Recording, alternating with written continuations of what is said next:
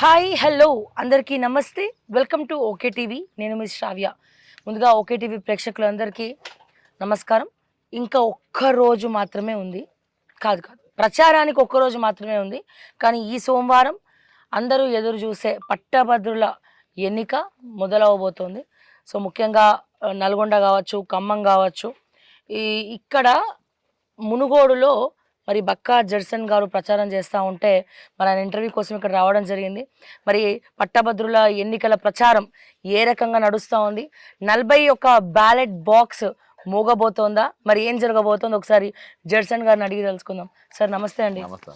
ఎలా ఉన్నారు సో ప్రచారంలో ఫుల్ జోష్గా ఉన్నారు అండ్ అలాగే చాలా ఆనందం కనబడుతూ ఉంది అప్పుడే గెలుపు అంతా మీ ఫేస్ లో కనిపిస్తా ఉంది అంత కాన్ఫిడెన్స్ ఉన్నారు కాన్ఫిడెంట్ ఒకటి ఎప్పుడు కూడా నేనేం టెన్షన్ కాలే. గత యాక్చువల్లీ 3 రోజులకి వెళ్ళి చాలామంది వాళ్ళంతటా వాళ్ళు ఫోన్ చేసి వాళ్ళ నంబర్ అడగడం కానీ లేకుంటే తెలుసుకోవడం కానీ అట్లా చాలా ఇదిగా ఉన్నది. పాజిటివ్ వైబ్స్ అన్ని దిక్కులకి వెళ్ళి వస్తూ ఉన్నాయి. ముఖ్యంగా నిన్నటి దినాన పృథ్వీ అన్న మరియు మన తెలంగాణ విట్టలన్న వరంగల్ ప్రెస్ మీట్ పెట్టిన తర్వాత వీళ్ళు కూడా ఉన్నారా సపోర్ట్గా, ఎందుకంటే వాళ్ళు ఎప్పుడు ఎవరికి ఓటేయమని చెప్పలేదు. ఏ రోజు కూడా ప్రచారంలో పాల్గొనలే. కాబట్టి మొట్టమొదటిసారి బాజాబ్తా వాళ్ళు వచ్చి విట్టలన్న అయితే దాదాపు ఒక 5-6 ఇంటర్వ్యూస్ వల్ల 10-15 రోజులకెళ్ళి స్టార్ట్ చేసిండ్రు. కానీ ఇప్పుడైతే ఇక పీక్లకు వచ్చినాక నిన్న ఓపెన్ స్టేట్మెంట్ ఇచ్చిన తర్వాత నాకు కొంచెము భరోసా నమ్మకం వచ్చింది. ఇంకోటి ఏంటంటే ఈరోజు చాలా నాకు అశ్వరావుపేటకి వెళ్ళి అశ్వాపురంకి వెళ్ళి సత్తుపల్లికి వెళ్ళి మధురకి వెళ్ళి ఈరోజు చాలామంది అటాచ్ అయినారు. మన ఫస్ట్ స్టార్టింగ్ డేస్లో 6 నెలల క్రితం సర్దార్ పటేల్లా ఇద్దరమే పోయినాం మేము. అక్కడ రాము అనే అబ్బాయి అటాచ్ అయ్యింది, ఇంకొక సుమన్ అని పరిచయం అయ్యింది, ఇంకొక సంజీవ్ అని పరిచయం. ఇలాంటి కొత్త కొత్త వాళ్ళే అలా పెరుగుకుంటే అవును. అట్లా ఈరోజు 100 మంది తయారైంది. ఒక డిఓ చంద్రమోహన్ అని వచ్చింది, నిన్న ఫోన్లు చేసి వాళ్ళే. అట్లా కొన్ని 100 మంది ఒక టీచర్లు వచ్చారు, రిటైర్డ్ హెడ్ మాస్టర్లు. అట్లా చాలా మంది ఈరోజు స్వచ్ఛందంగా వాళ్ళు కొన్ని 100 మంది ఈరోజు అసలు నా ఏం వర్క్ చేయాలో కూడా అర్థం కానంత వాళ్ళు తీసేసుకున్నారు. మునుగోడుకెళ్ళి కూడా డబ్బులు ఎంత ఖర్చు పెడుతున్నారు, ఖర్చు పెడుతున్నారు. ఇంకొక రోజు మాత్రమే ఉంది అసలు అక్కడ అవతల క్యాండిడేట్ విచ్చలవిడిగా ఖర్చు పెడుతున్నారు. నేను కూడా సర్పంచ్ అని పైసలు కూడా కాలే కావచ్చు. అంతేనా?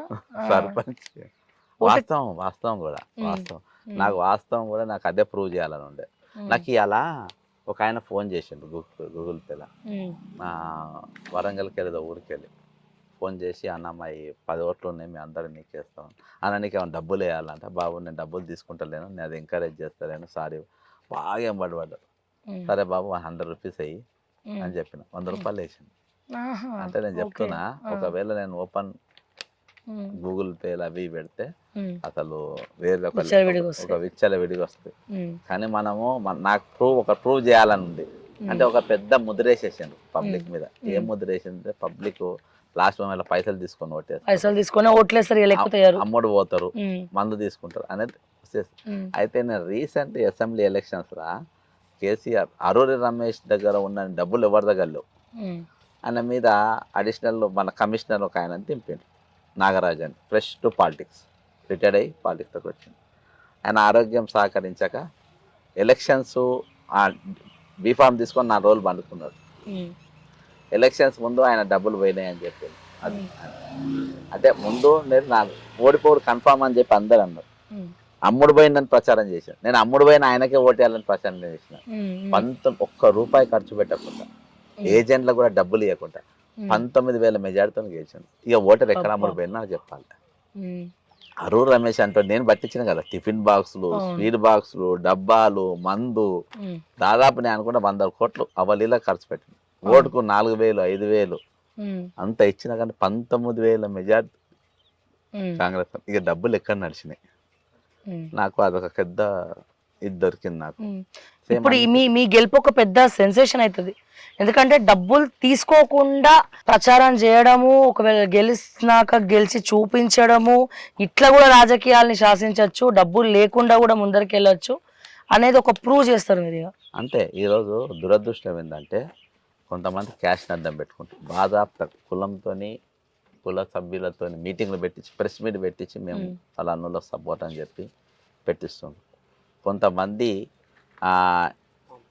ఎవరిని నిరుద్యోగులను వాళ్ళ బలహీనతలను ఎరగా చూపించి దాన్ని బ్లాక్మెయిల్, అది కూడా ఎమోషనల్ బ్లాక్మెయిల్, ఆ బ్లాక్మెయిల్ చూపించి దాంట్లోకి వెళ్ళి కూడా వాళ్ళకి వెళ్ళి ఫైదా ఉటాయించడానికి ప్రయత్నం చేశారు. అదొక ఫస్ట్ ఒక 4-5 రోజులు అది నడిచింది. తర్వాత వాళ్ళంతా ఎప్పుడైతే కళ్ళు తెరిచారో పిక్చర్ అనేది లాస్ట్కు కార్య ఆరంభం కంటే కార్య అంతం మేలంటారు చూసినావా, ఆ కార్య అంతమయ్యే ముందు మొత్తము ఈరోజు అనుకూలంగా, అంటే ఇది నాకు అనుకూలంగా నేను అన్న, ఇది నిరుద్యోగులకు అనుకూలంగా, దోపిడీకి గురవుతున్న వర్గానికి అనుకూలంగా, రేపు సామాన్యులు రాజకీయాలకు రావాలనుకున్న వారికి అనుకూలమైన రిజల్ట్ రాబోతుంది. కానీ పట్టభద్రులు అంటేనే డిగ్రీ ఎడ్యుకేటెడ్ పీపుల్, వాళ్ళకు కూడా కులం వర్తిస్తుందా? కుల రాజకీయాలు చేయడం, ఇక్కడ కూడా సపరేట్ చేయడము చెత్త. బాజాప్త ఎక్కడ ప్రెస్ క్లబ్ లా, వరంగల్ ప్రెస్ క్లబ్ నే పెట్టారు బాజాప్త. అయితే వాళ్ళని చూస్తే నాకు సిగ్గు అనిపించింది. మీరు పట్టభద్రులు, మీరు విశాలంగా ఆలోచించాలి, మీ విశాలమైన ఆలోచనలు మీరు ఉండాలి. ఈరోజు క్యాస్ట్ కమ్యూనిటీ దీంతో మీరు డివైడ్ చేసి మీరే పట్టభద్రులు, మీరేమిది అట్లా ఆలోచిస్తుందంటే వాళ్ళు చాలా చిన్న మెంటాలిటీ, ఆ టైంలో ఆలోచిస్తున్న చిన్న మెంటాలిటీ. ఈరోజు అందుకనే నేను ఒక డోర్ ఓపెన్, ఈరోజు రియల్గా నేను గెలిచింది అనుకో కావ్య గారు, రేపు చాలా మందికి డోర్స్ ఓపెన్ అవుతాయి పాలిటిక్స్ లో. చాలా మందికి ఒక పాంప్లెట్ మిమ్మల్ని ఒక ఎగ్జాంపుల్ గా తీసుకొని చాలా మంది ధైర్యం చేసి ముందరకు వస్తారు. అంతే. నేను ఒకటే చెప్తే, ఎప్పుడు మీరు పెట్టే పెట్టుబడి, మీ పెట్టుబడి ఎట్లా పెట్టాలంటే బలమైన మేనిఫెస్టో ఉండాలి, పేపర్ కూడా బలంగా ఉండాలి. చింపినా చినగద్దు అంతే. మీకు గుర్తు చేయాలి మాటి మాటికి. ఏం సార్ జడ్సన్ గారు కౌన్సిల్లోకి వచ్చి ఏం మాట్లాడుతున్నారు ఏంటి? నేను ఒక 50,000 ప్రతులు పంపిన. అసలు ఏముంది సార్ ఈ మేనిఫెస్టోలో, ఒకసారి మీకు చెప్తారా? దీనికి ఫస్ట్ మేనిఫెస్టో ఏమో డబల్ ఉండే, ఇది సింబల్ వచ్చినాక నేను సింగల్ చేసిన. అంటే డబల్ ఆల్రెడీ మీకు ఆన్లైన్ లా కొన్ని లక్షలు పోయినాయి, ఆఫ్లైన్ లో ఒక 50,000 కొట్టించిన, ఇవి ఒక 50,000 కొట్టించిన. అంటే వాళ్ళ చదవడానికి ఈజీగా ఉండాలని ఆల్రెడీ వాళ్ళు చదివిండ్రు కాబట్టి, మీరు కూడా ఛానల్లో చదివిండ్రు, నేను కూడా చదివి వినిపించిన. దీనిలో నేను 5 పిల్లర్స్ తీసుకున్నా. ఈ 5 పిల్లర్స్ తయారు చేసిన వాళ్ళు ఎవరు తెలుసా?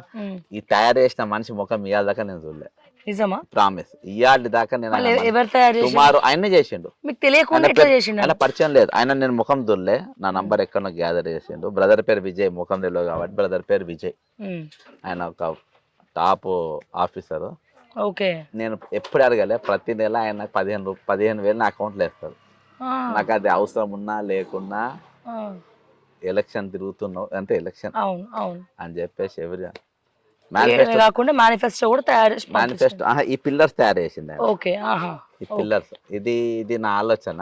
నా ఆలోచన ఆయన చెప్తే ఇగో ఇట్లా 5 పిల్లర్స్ చేద్దాం బ్రదర్, 5 పిల్లర్స్ ఇది అని చెప్పేసి దాన్ని కొంచెం కలరింగ్ చేసి ఆయన ఇది చేసిండు. ఈ సబ్జెక్ట్ అంతా మనం పిక్చర్ లా ఇన్ని రోజులు మన ఫీల్డ్ మీద తిరిగిన దాని మీద మన ఆధారం చేసుకొని తయారు చేసింది. మీరు అంటే ఎక్కువ కష్టపడ్డారు, ఎట్లా ఎక్కువ కొట్లాడినరు, ఏది నిరుద్యోగుల గురించి కావచ్చు, స్టూడెంట్స్ గురించి, యూనివర్సిటీల గురించి, కాలేజ్ల గురించి, స్కూల్స్ గురించి, వాట్ నాట్, చాలా అంశాల గురించి మీరు మాట్లాడిన. ఆఖరికి ఆరోగ్య శాఖ గురించి కూడా మీరు ఎన్నో మాట్లాడారు. సో మీకు క్లియర్ గా తెలుసు ఏం చేయాలా, ఏం కావాలా అసలు సొసైటీకి అనేది మీకు క్లియర్ గా తెలుసు.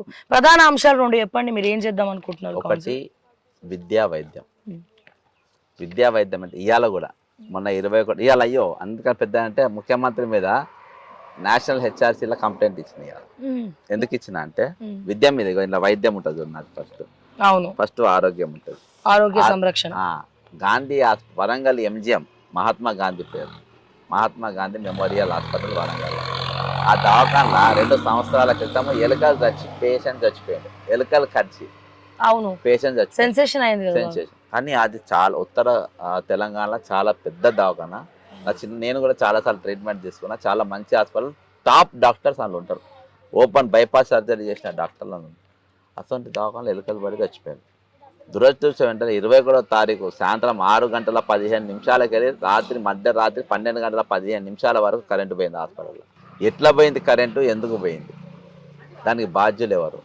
ఈరోజు ముఖ్యమంత్రి గారు రేవంత్ రెడ్డి గారు మన విధానాలు మార్చుకోవాలి, విధానాలు మార్చుకున్న రోజే మార్పు వచ్చింది.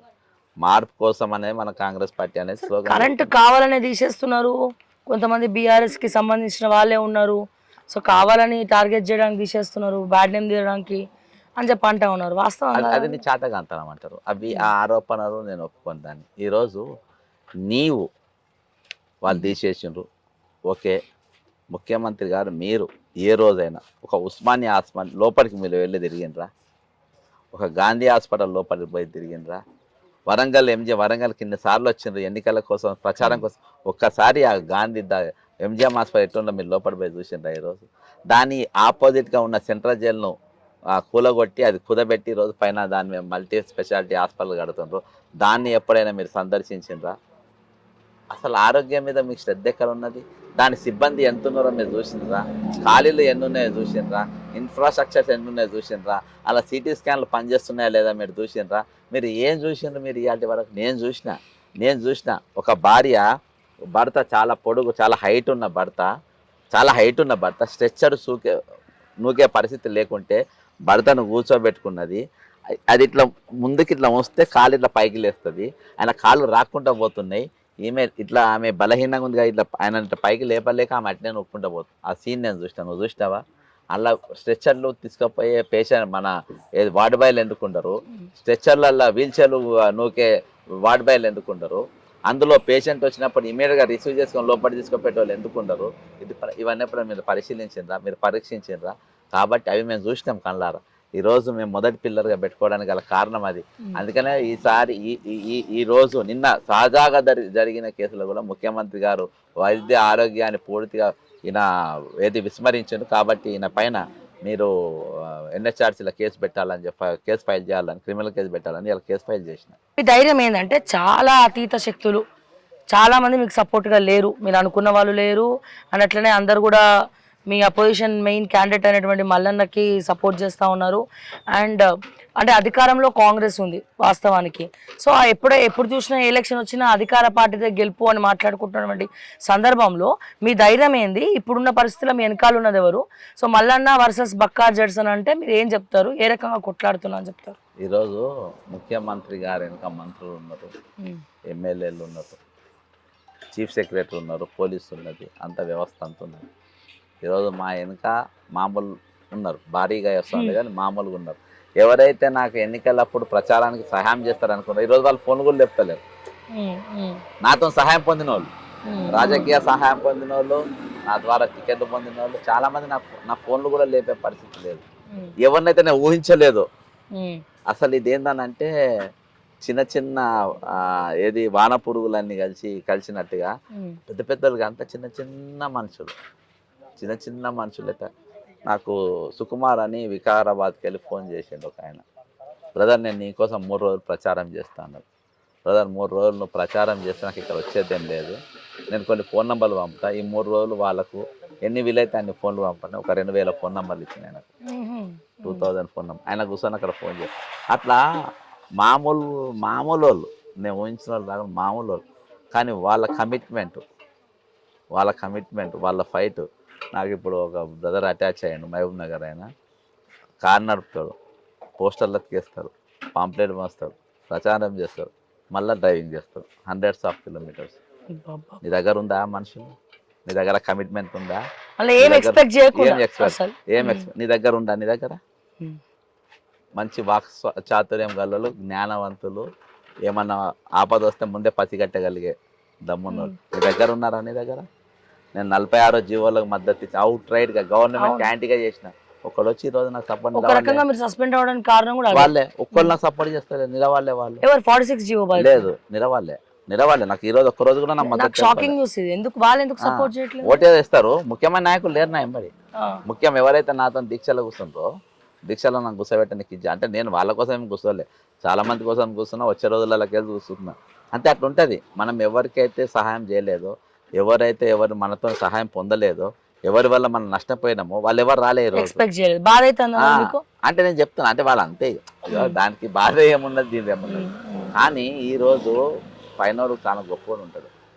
ఏవి లేకున్నా కానీ నాకు ఒక ఇంతమంది నాకు చరణ్ ధైర్యం. ఇంతకుముందు ఒక ఎంఆర్ఓ ఫోన్ చేసిండు, ఇంతకుముందు రేపు మీటింగ్ ఉంది రండి అది ఇది అని చెప్పి చాలా జాగ్రత్తలకి వెళ్ళి, అంటే లాస్ట్ అవర్స్ లో వస్తుంది నాకు ఈ టైం ఎట్లా అడ్జస్ట్ చేయాలని అర్థం కాక నేను ఇది చేస్తున్నా. ఇప్పుడు మిగతా పార్టీస్లలో క్యాండిడేట్స్ ఉన్నప్పటికీ వాళ్ళు కూడా ఇంటర్నల్ గా జెర్సన్ గెలుస్తేనే బాగుంటది అన్న ఒక టాక్ బయట వస్తుంది. నిజమైన వాస్తవమేనా ఇది? ఇప్పుడు బీజేపీ నుండి ఆల్రెడీ ఒక క్యాండిడేట్ ఉన్నారు, బీఆర్ఎస్ నుండి కూడా ఒక క్యాండిడేట్ ఉన్నాడు. మొన్న కేటీఆర్ కూడా బిట్స్ బిలానీలు చదివినోడు కావాలన్నా పల్లి బఠానీ తినేటోడు కావాలన్నా అని చెప్పి ఒక కౌంటర్ ఇచ్చారు, బాగా ట్రోల్ అవుతా ఉంది. సో వాళ్ళ పైకి ప్రచారాలు చేస్తున్నప్పటికీ లోపల మాత్రం జెర్సన్ గెలుస్తేనే బాగుంటది అన్ని విధాలా అని చెప్పి అనుకుంటా ఉన్నారు. మీ దృష్టికి ఏమైనా వచ్చిందా? వాస్తవమేనా? వాస్తవానికి ఏంటంటే పెద్ద నాయకులు ఎవరు కూడా ఇలా నాకు సపోర్ట్ రావాలి, నన్ను గెలిపియాలి, నేను గెలవాలని ఎవరు కూడా సపోర్ట్ చేసే పరిస్థితి. వాస్తవానికి నాకు సపోర్ట్ చేస్తుంది ఎవరంటే అన్ని పార్టీల కార్యకర్తలు, బీఆర్ఎస్ కార్యకర్తలు. వాళ్ళ కార్యకర్తల లెక్కనే ఉంటారు.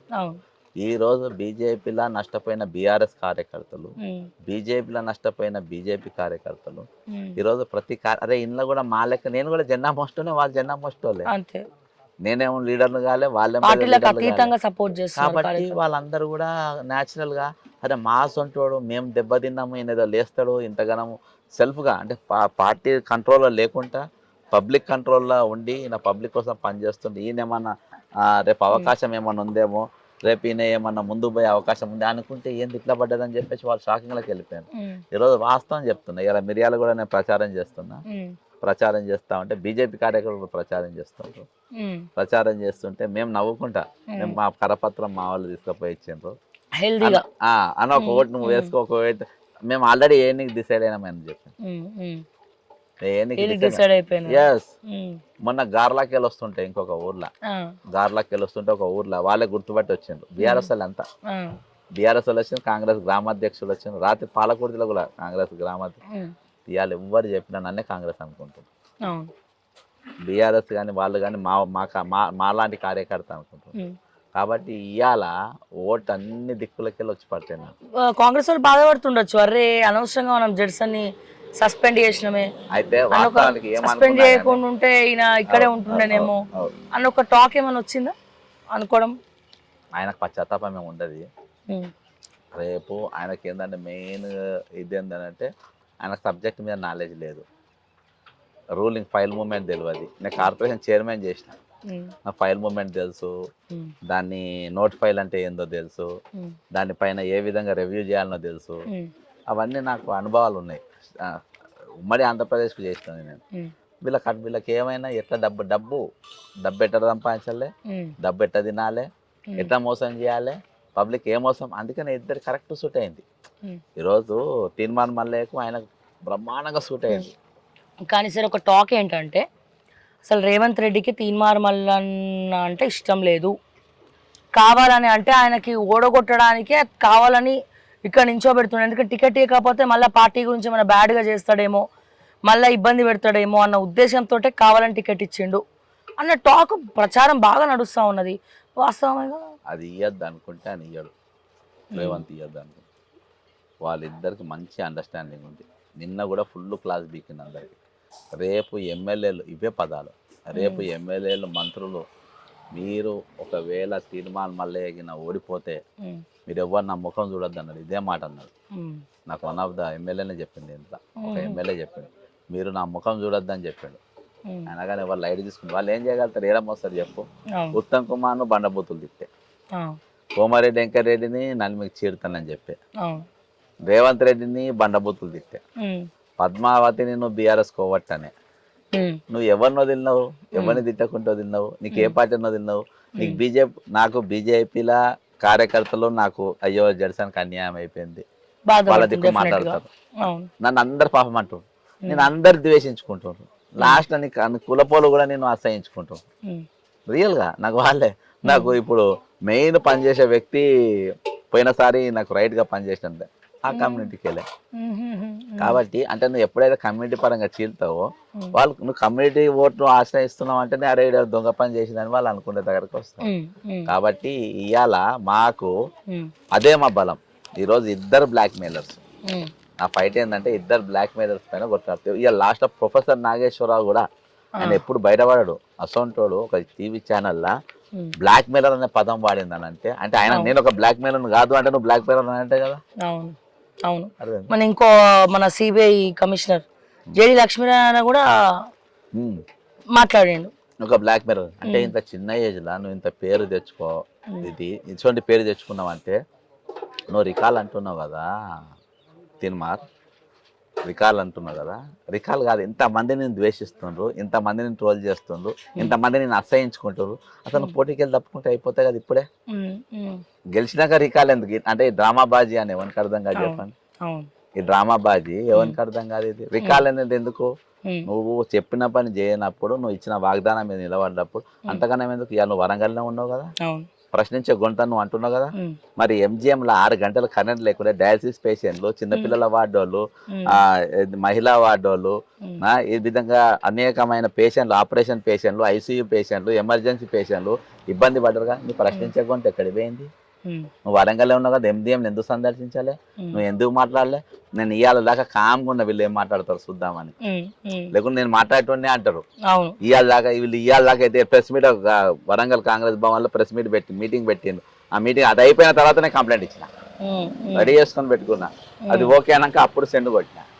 కొన్ని కేసు ఫైల్ కూడా అయింది. నేను రేపు వాళ్ళ నోటీసులు కూడా వస్తాయి. కాబట్టి గవర్నమెంట్కి, ముఖ్యమంత్రికి నోటీసులు వస్తాయి. కాబట్టి నువ్వు ఎట్లా ప్రశ్నించే గొంతు అవుతుంది? ఇక పేషెంట్ అంత మించిన కేసు ఎక్కడిదిగా? అంతమంది పేషెంట్లు కింది మీదుగా చచ్చిపోలే కదా. ఆపరేషన్ థియేటర్లో ఉండి నువ్వు 6 గంటలు కరెంట్ లేదంటే నువ్వు జనరేటర్ పెట్టినా అది పెట్టిన ఆ కథలని కాదు, దానికి స్పెషల్గా అన్ని అప్లయన్సెస్ ఉండాలి. మరి యశోద దవాఖానలో కరెంట్ ఎందుకు పోలే? అపోలోలు ఎందుకు పోతలేదు? కిమ్స్లు ఎందుకు పోతలేదు? పేదోళ్ళ దవాఖానలు ఎందుకు పోవాలి? పేదల దవాఖానలు ఎందుకు మనకు? పేద దవాఖానలే ఆపరేషన్ ఎందుకు వికటించాలి? పేద దవాఖానలో కొన్ని ఆపరేషన్లు ఫెయిల్ అయ్యి 5 మహిళలు ఎందుకు చచ్చిపోవాలి? అంటే కార్పొరేట్ వ్యవస్థ బతకాలి కాబట్టి వీళ్ళు అప్పుడప్పుడు ఇటువంటి జరుగుతూ ఉండాలి.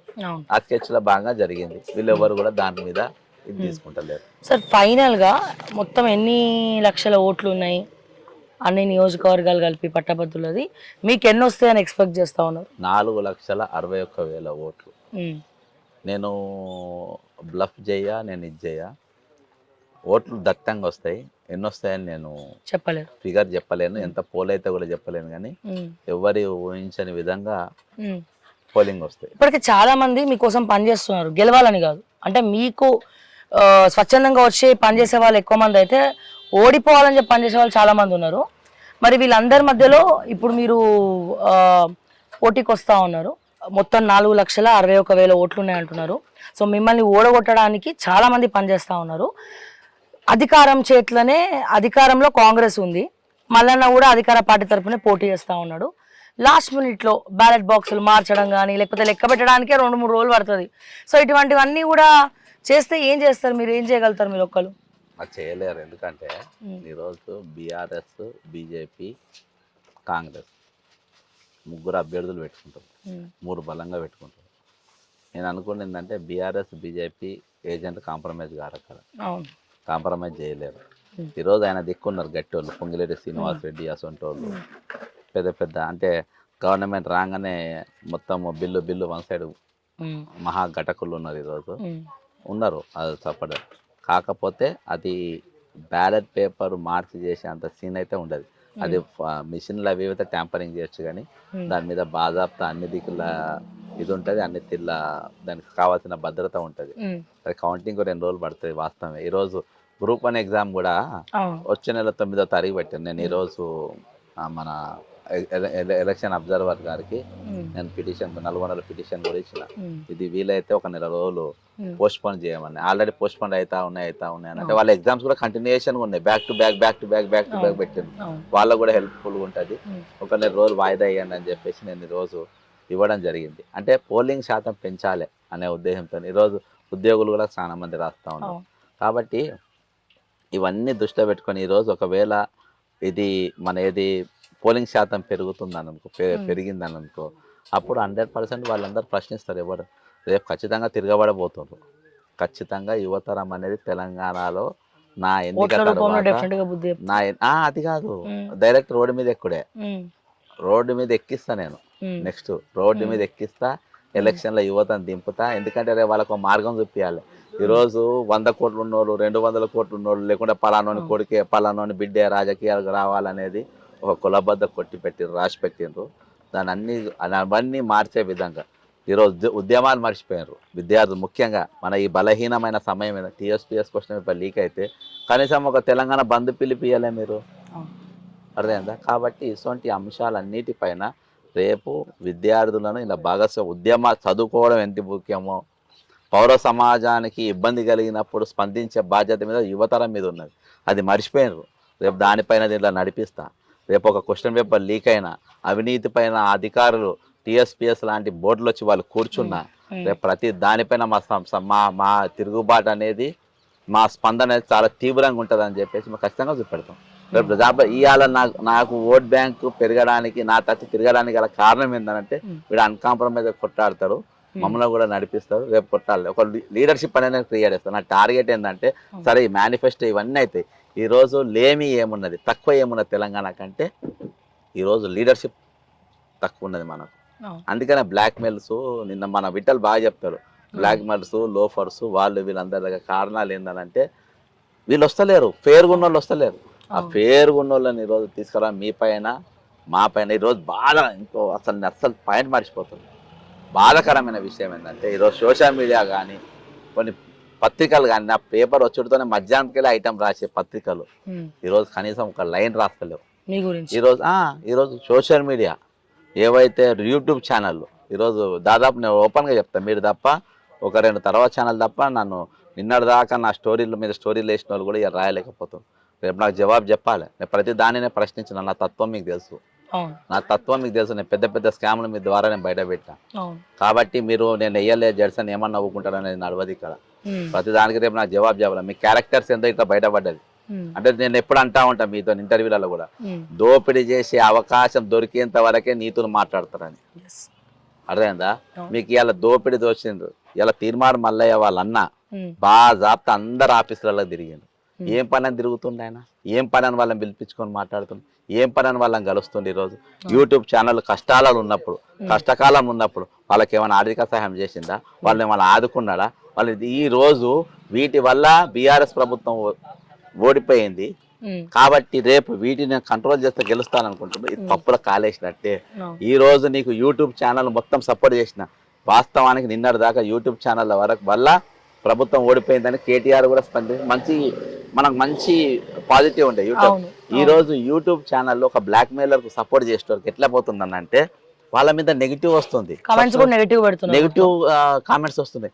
రేపు మీరు యూట్యూబ్ ఛానల్స్ గట్టిగా మీరు కోరుకోవాల్సింది ఏంటంటే, మీరు కాక మిమ్మల్ని మినాయించి తక్కిన వాళ్ళు ఎవరైతే మోస్తా ఉన్నారో, ఎందుకంటే ఈ స్టేట్మెంట్ ఇవన్నీ కూడా నేను సాహసిస్తున్నా, ఎవరినైతే మీరు మోస్తా ఉన్నారో పుసుక్కున ఆయన 100% ఓడిపోయిండు, నేను గెలిచి ఆయన ఓడిపోయాను అనుకో, రేపు యూట్యూబ్ ఛానల్లో ఏవైతే మీరు మోషన్ మీరు ఫెయిల్ అయిపోయిండ్రు అనేది పబ్లిక్లో వస్తుంది. ఆ అపవాది మీరు మొయ్యాల్సి వస్తుంది. కనీసం ఈ ఒక్క 2 రోజులైనా నిజాయితీగా నికాసైన జర్నలిస్ట్ అంతే. రేపు ఈవినింగ్ ఇళ్ళకెళ్ళి మొదలు పెడితే రేపు 24 hours అంతే. కాబట్టి కనీసం ఇప్పుడైనా బాధ ఏంటంటే నేను విఠలన్న నేను ముగ్గురం కలిసి పెట్టినాం. నా ప్రెస్ మీట్కు నాకు సపోర్ట్గా వచ్చింది. నా ప్రెస్ మీట్లో ఎవరి ఫోటోలు ఉండాలి, విఠలన్న ఫోటోలు ఉండాలి, పృథ్వీ ఫోటోలు ఉండాలి. ఆ ఫోటోలు గాయబు. అదేందా 2 ఫోటోలు లేవు. ఫోటో లేకుండా నా ఫోటోనే పెట్టిండ్రు అక్కడ, నా ఫోటోనే ప్రెస్ మీట్ అని చెప్పి వాళ్ళిద్దరు ఫోటోలు లేకుండా నాకు సపోర్ట్ అనేది ఎట్లా వస్తుంది చెప్పు. నేను మళ్ళీ సరే అది మళ్ళీ కట్ చేసి ఒక పేపర్ అట్లా బ్యానరేజ్ చేసిన మొత్తానికి పబ్లిక్లో పోయేటట్టు చేసినాం. అదే వేరే అయితే ఫస్ట్ ఫుల్ న్యూస్, తర్వాత కట్స్, తర్వాత బిడ్స్, శాంతం వరకే, రాత్రి వరకు 4-5 రకాలలో చేస్తారు. ఇంట్లో ఎందుకు చేస్తలేరు ఇట్లా? వాళ్ళ పేర్లు జడ్సన్కు మద్దతుగా నిలబడ్డా, జడ్సన్ పృథ్వీ తెలంగాణ విఠల్ అని చెప్పి మీరు ఎందుకు పెట్టలేదు మీ యూట్యూబ్ ఛానళ్ళల్లో? అంటే చెప్తున్నా, మీరు కుట్రలలో వాళ్ళు వీళ్ళు కాదు, కుట్రలలో మనోళ్ళు కూడా ఉన్నారు. నిన్నటిదాకా నేను ఏ ఛానల్లో అయితే నిజాయితీ గల ఛానల్ అనుకున్నానో ఆ ఛానల్ నా దగ్గర తప్పు చేస్తే ఎవరు కూడా మినాయింపు కాదు, ఈరోజు కాబట్టి ఆ అపవాది మీరు మోస్తున్నారు. ఈ పద్ధతి ఇప్పటికైనా మార్చుకోవాలి. జనంలో చాలా నెగిటివ్ పాయింట్. నాకేందంటే నేను పెంచిన అంటే మా స్టోరీలతో కూడా కొంచెం పెరిగిన ఛానల్ కదా. అవును 100% మాతో చాలా మందికి మీరు లీడ్స్ ఇచ్చారు. అంతే. కాబట్టి పోగొట్టు ఛానల్ కదా. అవి అరే నీ అమ్మ వీళ్ళు కూడా ఇంత జిగజారిందా అని చెప్పి అని మనకు కొంచెం బాధ అనిపిస్తుంది. కానీ ఏది ఏమైనప్పటికీ ఇది ఈ సమయం మాత్రము రేపు ఒక మార్పు దిశగా తెలంగాణ మార్పు దిశగా ఇది తీసుకుపోతుంది. ఆ మార్పు దిశగానే ఈరోజు నాతోని అసలు ఏమన్నా కంప్లైంట్ ఏమన్నా వీళ్ళ మీద తప్పు చూపెడదామని అంటే ఏ తప్పు కూడా దొరకని ఇద్దరు వ్యక్తులు పృథ్వీ అండ్ తెలంగాణ విట్టాలి. నేను చెప్తున్నా రేపు నేను ఏ రోజున కానీ వాళ్ళు మర్చిపోను. ఫ్యూచర్లో వాళ్ళని ఖచ్చితంగా ఏదో ఒక సభలకు పంపేంత వరకు నేను కొట్లాడతా. వాళ్ళ ఉండాల్సిన వ్యక్తులు అట్లా మీరు కూడా క్యారెక్టర్స్ మారుకోవాలి. ఇద్దరేనా తెలంగాణ జల్ల పడితే ఇద్దరేనా కాబట్టి ఇది ఒకటి ఉన్నది. కానీ అందరు కూడా పద్ధతి మార్చుకోవాలి. ఈసారి అందరూ కూడా సపోర్ట్. ఏజెంట్స్ కూడా పెట్టుకున్నారా సార్ మీరు? అరేంజ్ చేసుకున్నారా ఏజెంట్స్? నాకు అన్ని మండలాలు ఉన్నారు. స్వచ్ఛందంగా వచ్చిన ఒక్కొక్క మండలాలు 5-6 6 ఉన్నారు. కానీ నేను ఏజెంట్స్ డిఫరెంట్ గా వాడబోతున్నా. ఓకే, ఏజెంట్స్ నేను డిఫరెంట్ గా వాడబోతున్నా. వాళ్ళు ప్రతి మనిషిని కలిసి ఓటేలో నన్ను తీసుకొచ్చి ఓటేపించే బాధ్యత వాళ్ళపైన పెడుతున్నా. ఫైనల్ గా పట్టభద్రులందరికీ ఫైనల్ మెసేజ్ మీరు ఏమి ఇస్తారు? ఇప్పుడు బ్యాలెట్ నెంబర్ తో సహా చెప్పండి. ఇప్పుడు మన చివరి గడియలలో ఎన్నికలు ఉన్నాము. మీరు ఇంతవరకు ఒక సామాన్య మనిషిని, ఈరోజు ఒక పోలీస్ హెడ్ కానిస్టేబుల్ కొడుకును, ఒక కామన్ మ్యాన్ మీరు చెప్పాల్సుకుంటే ఈ భారతదేశంలో ఎంతమంది కార్యకర్త అందరికంటే బలహీనమైన కార్యకర్తను నేను. కాబట్టి అసొంటోన్ని నన్ను మీరు గుర్తింపించారు పోటీ చేయడానికి. ఈరోజు పెద్దోళ్ళు అదిక్కున్న పొంగిలేటి శ్రీనివాసరెడ్డి లాంటి వారు ఒక దిక్కు, ఇంకో దిక్కు ముఖ్యమంత్రి, డీజీపీలు, అధికారం ఓ దిక్కు ఉన్నది. ఈరోజు మీరు ఒక బలహీనుని నిలబెట్టింది. మీరు ఖచ్చితంగా నన్ను గెలిపిస్తామని చెప్పి మీరే అంటున్నారు. కాబట్టి మీరు మొదటి ప్రాధాన్యత ఓటు సీరియల్ నంబర్ 41 బక్క జడ్సన్ పక్కన బాక్స్ ఉంటుంది. అందులో నంబర్ 1 అని రాయాలి. ONE1 రాయద్దు, చుక్కలని రాయద్దు, నంబర్ 1 అని రాయాలి. మీరు ఎన్నికల అక్కడ ఒకవేళ ఓటు నాకైతే పెద్ద ఏజెంట్లు పెద్దోళ్ళు లేరు. మీరు స్వచ్ఛందంగా ఎవరన్నా పోలింగ్ ఏజెంట్గా ఆ రోజు పని చేయాలని అనుకున్నవారు మీరు నన్ను సంప్రదించవచ్చు. 9866323813 నా ఫోన్ నంబరు. నేను వాళ్ళ డైరెక్ట్ యాక్సెస్లో ఉంటున్నా. మీరు ఎన్ని అవర్స్ 3 గంటలు నాకు టైం ఇవ్వగలుగుతారా, 2 గంటలు ఇవ్వగలుగుతారా, గంట ఇవ్వగలుగుతారా? స్వచ్ఛందంగా ఇవ్వగలుగుతానంటే మీరు నన్ను సంప్రదించవచ్చు. రేపు అత్యధికమైన ఓటింగ్ పాల్గొనేటట్టుగా మీరు ప్రయత్నం చేయాలి. గ్రూప్ 1 ఎగ్జామ్ కూడా పోస్ట్పోన్ చేయడానికి నా ఛాయశక్తుల ప్రయత్నం చేస్తున్నా. కాబట్టి మీరు సహకరించాలి. ప్రజాస్వామ్యాన్ని మార్పు అంటే ప్రభుత్వాల మార్పు కాదు, విధానాల మార్పు, ఆలోచనలో మార్పు, ఈరోజు సంఘటితమైన మార్పు, ఈరోజు అన్ని రంగాలలో జరగాల్సిన మార్పు. ఈ మార్పు నిజంగా జరగాలంటే నా సొంటోడు వస్తే మీ సొంటోళ్ళు అందరూ కూడా ద్వారాలు తెరవబడతాయని కోరుకుంటూ సెలవు తీసుకున్న. జై తెలంగాణ, అమరవీరులకు జోహార్లు. ఎస్, ఫైనల్గా విన్నారు కదా. సో డబ్బు ఆల్రెడీ నేను ఇవాళ మార్నింగ్ కూడా చెప్పాను, డబ్బు కావాలన్నా నీతి నిజాయితీ కావాలా, మీరు ఎటువైపు ఉంటారో తేల్చుకోండి. సో నీతి నిజాయితీ కావాలంటే 41 నెంబర్ అంటే 41 నెంబర్కి మీరు ఓటేసి బక్కా జడ్సన్ గారిని గెలిపించాలని చెప్పి మరొకసారి మీకు తెలియజేస్తూ, అంటిల్ దెన్ మరిన్ని అప్డేట్స్ కోసం చూస్తూనే ఉండండి ఓకే టీవీ. నేను మీ శ్రావ్య.